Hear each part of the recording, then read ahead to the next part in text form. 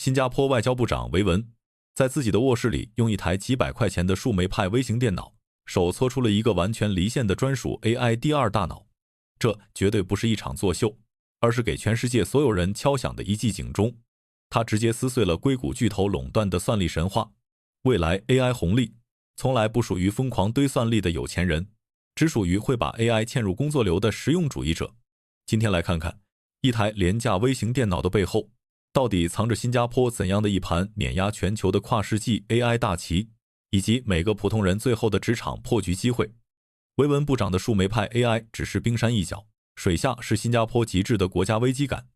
零资源、高度外向的经济体结构，让新加坡没有试错余地。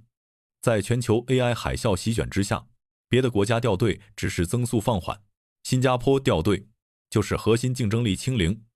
正因如此，新加坡直接甩出 NAIS 2.0 国家 AI 战略，5年砸超10亿新元，重仓本土算力基建与全球人才。很多人觉得10亿新元在中美大厂面前不值一提，但这笔钱精准、致命，完全避开了无脑堆算力的内卷陷阱，只抓2大核心：算力主权与人才主权。根据牛津洞察的最新数据，新加坡的 AI 准备指数常年稳居全球前3，甚至在某些细分领域超越了中美。第一，守住算力底线。在全球芯片供应链高度紧张、中美科技博弈不断加剧的今天，算力就是新时代的石油。新加坡没有选择把命运完全交给美国的云服务商，而是通过这笔资金大力补贴和建设本地的高效能绿色数据中心，确保国家在极端情况下拥有自主的算力底座。第二，疯狂掠夺高端人才。政府的目标非常明确且现实，在本地培养和引进15000名顶尖的 AI 专业人才。当全球 AI 军备竞赛打响，算力霸权被少数巨头垄断时，新加坡不能只做被动的消费者，更不能等待别人来定义规则。这10亿新元买的是算力，是人才，更是国家数字主权的底座。那么，这套听起来宏大到有些虚无缥缈的国家战略，到底是怎么精准落地到最基础的业务场景里的？让我们再次把目光拉回到维文部长的那个树莓派上。很多人疑惑，堂堂外交部长放着1000亿参数的云端大模型不用，偏要折腾廉价本地小模型。核心答案只有一个：数据主权。外交谈判、涉密工作的核心底牌与内部情报，绝对不能上传外部商业服务器，哪怕平台承诺绝不滥用数据。这也让新加坡摸索出一套最适合普通人、最适配实体经济的真理：90%的高价值日常工作根本不需要巨型大模型，一个微调后的70亿、130亿参数开源小模型，搭配 RAG 检索增强技术，就能实现绝对安全、高效的办公赋能。简单来说，这套 AI 不会盲目背书全网知识，只在你的本地加密数据库中精准调取业务资料、历史数据、工作档案，高效输出贴合场景的答案，兼顾安全与效率。这就是新加坡 AI 战略的核心：技术去神话，应用去玄学，推动 AI 彻底下沉。政府牵头的100亿百项实验计划，从不追求底层算法的理论突破，只解决实体经济的真实痛点。顶尖 AI 团队直接入驻传统企业，落地本土化 AI 解决方案。本地大型船运物流企业借助 AI 视觉与 NLP 技术，实现海关单据自动识别录入，错误率趋近于0，每年节省20%燃油成本和数万小时人工。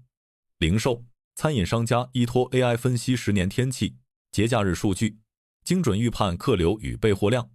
如今，新加坡超60%的中大型企业已将 AI 深度嵌入核心业务。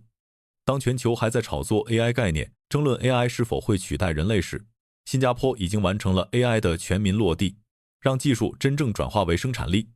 如果说普及应用、疯狂落地是新加坡 AI 战略的油门，那么如何设计一套极其精密、不会抱死的刹车系统，才是真正体现这个国家科技治理智慧的核心所在。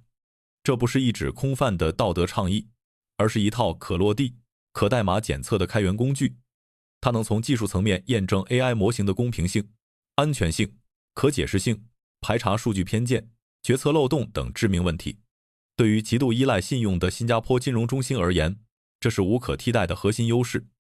AI 最大的隐患就是黑盒风险，一旦金融 AI 因数据偏见出现决策失误，比如针对性拒绝特定群体贷款，就会引发系统性信任崩塌。而新加坡的标准化监管体系彻底打消了全球资本的顾虑，只要模型通过 AI Verify 认证，就能合规落地，放心运营，无需担心政策一刀切。别人在野蛮生长，无序内卷，新加坡在搭建规则，划定边界。这种可控的创新让新加坡3年来 AI 初创企业暴涨40%，吸引全球科技巨头扎堆设立亚太 AI 与研发中心。小国不拼算力规模，只拼规则确定性，硬生生在大国博弈的夹缝中拿下全球可信 AI 的标杆地位。国家战略层层落地，最终所有压力都会落到每个普通职场人身上。很多人焦虑 AI 抢饭碗，但绝大多数人都搞错了危机的核心。真正的危险不是 AI 比你聪明，而是你正在主动把思考力外包给 AI。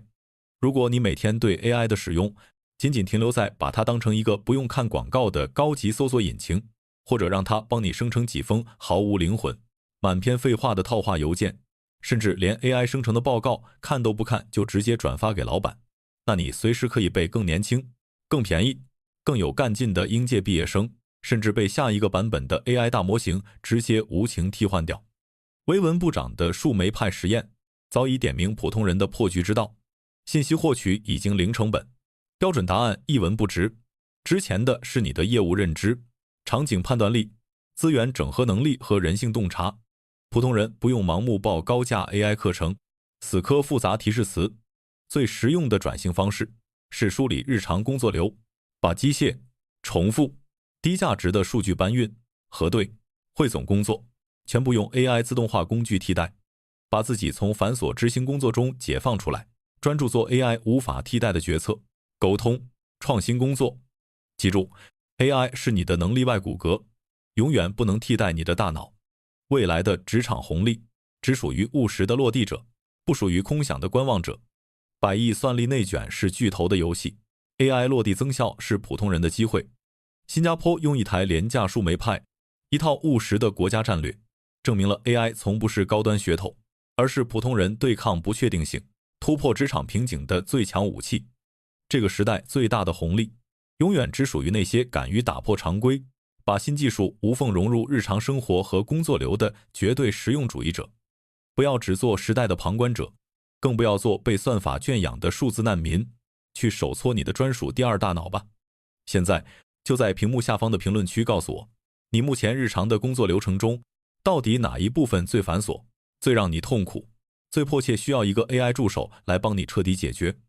如果你喜欢这期视频，请务必点赞、订阅，并打开旁边的小铃铛。我们下期视频不见不散。